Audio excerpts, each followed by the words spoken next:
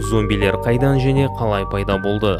Зомбилер бізге Африканың жүрегінен келді. Дәл сол жерде вуду сиқыршылар жабайы билер мен әндердің көмегімен өлгендерді тірілтіп, оларды құлдарына айналдырған.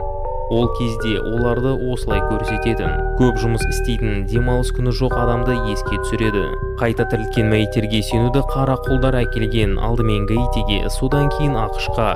Бірақ 1968 жылы бәрі өзгерді. Тірі өлілер түні фильмнен басталды.